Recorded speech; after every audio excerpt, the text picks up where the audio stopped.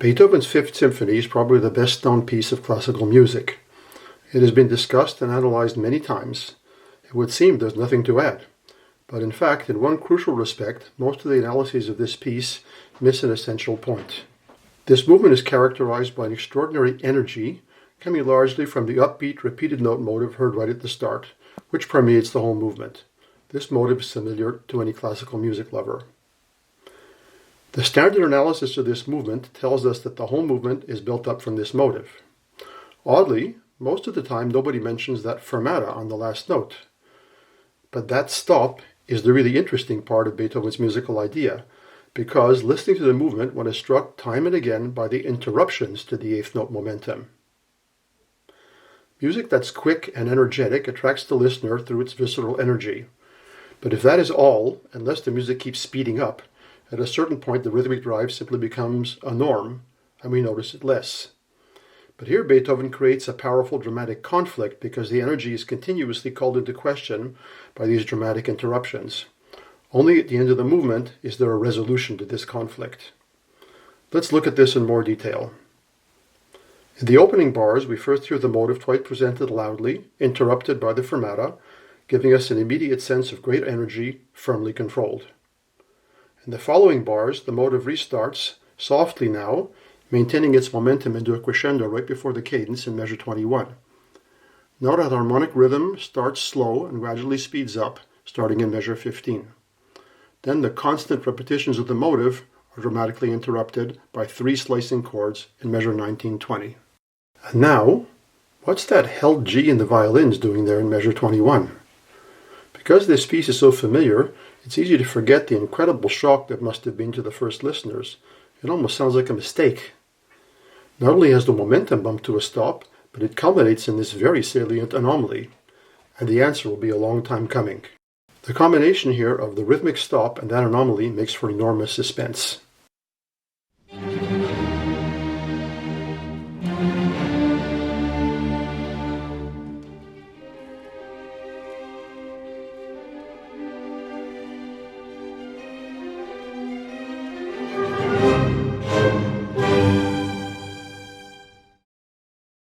When the music restarts in measure 22, the motive again stops in a fermata before the momentum returns. This new section, from measure 25 to 56, is the longest one so far where the repeated eighth note rhythm is not restrained. The momentum is heightened by the crescendo and the rising line in measure 36 to 44. Now the theme is to be making a harmonic circle, starting with the tonic chord in measure 44 to 46, followed the dominant in 47 to 51. The C returns in the bass, but now under an ambiguous diminished seventh chord.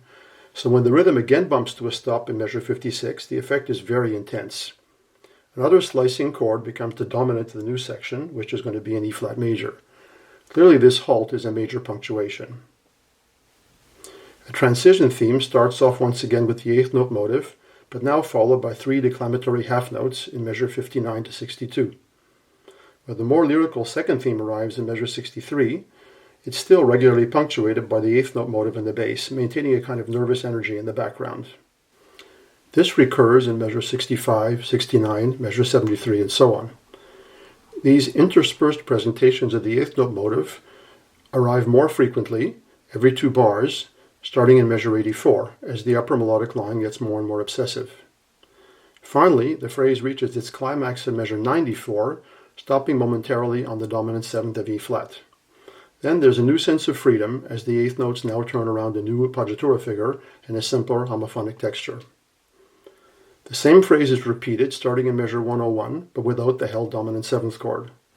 It reaches a culmination in measure 110 when the repeated bass notes return, cadencing on E flat major.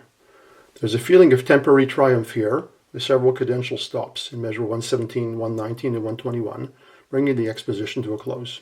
Let's listen.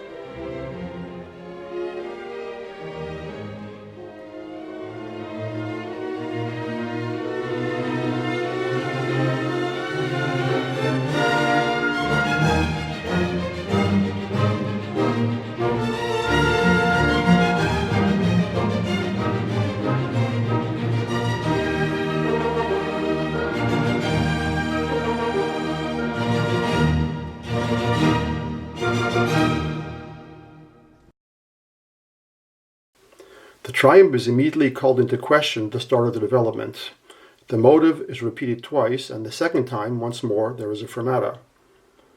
Furthermore, the D-flat calls the previous stability of E-flat major into question. There follows another long section with no interruptions, building up in measure 168 to 170 to a dramatic pause after a repeated diminished seventh chord. This is then sequenced a semitone higher. Then the repeated note fragments become shorter, punctuated by pauses. This is the first high point of the development section.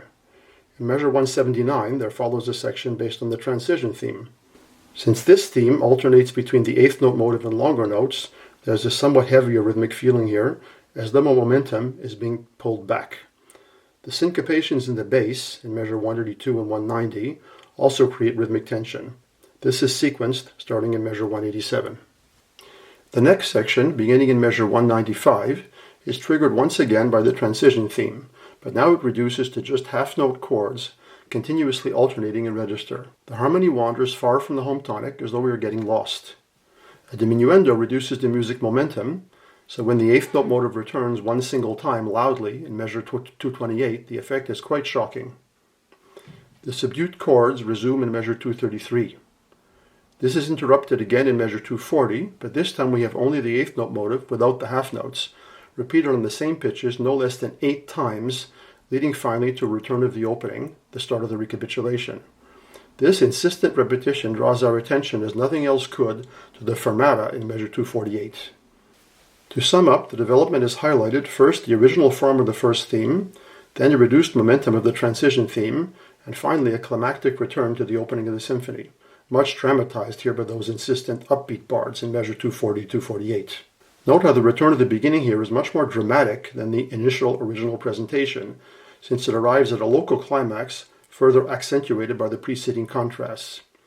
Let's listen to the end of the development and the start of the recapitulation.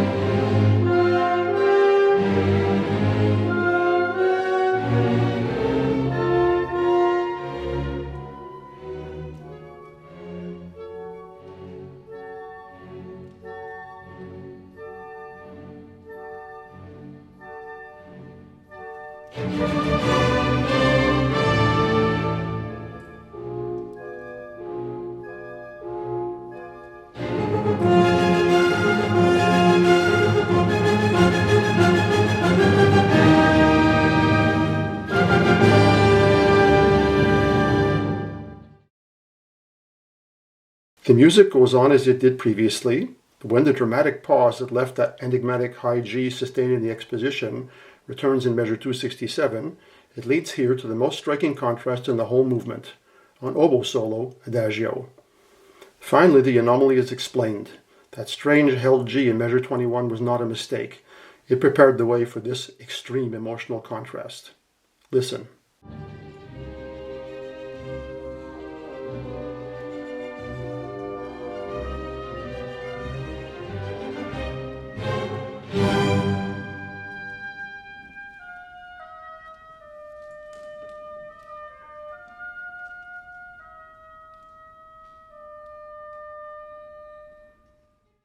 This is Beethoven at his best, expanding the music's emotional range as nobody had done before him. These few, slow, melancholy bars create a wonderful foil to the rest of the movement, heightening the overall depth enormously.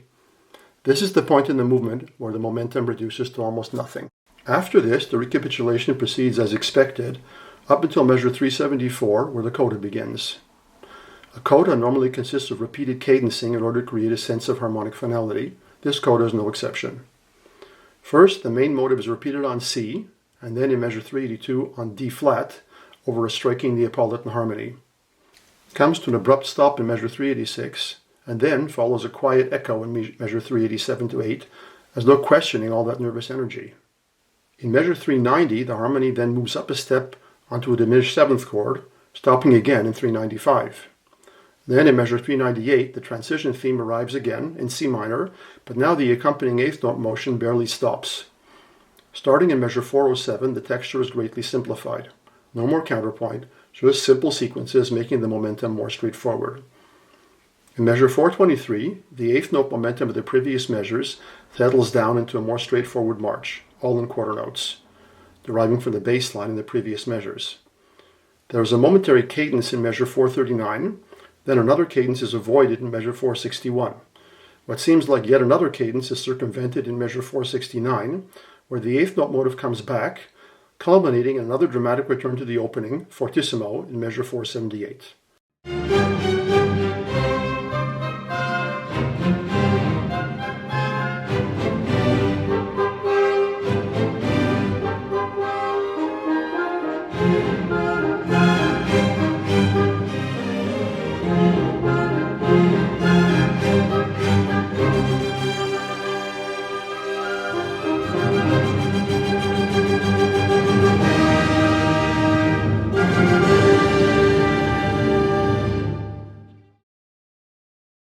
In measure 482, we have what seems like another return to the music that originally followed the two fermatas in the introduction. But now it's pianissimo, as though energy has been lost. But in measure 491, it's again interrupted by the final fortissimo, bringing the conclusion of the whole movement. 3 final insistent presentations of the main motive over simple 5-1 harmony, interspersed with pauses, lead to the rhythm again being reduced to just quarter notes, repeating the cadential 5-1. The last 3 bars slow down to 1 chord per bar. It's as though the enormous energy built up over the whole movement has finally been conquered. There are no more questions to resolve. Here's the ending.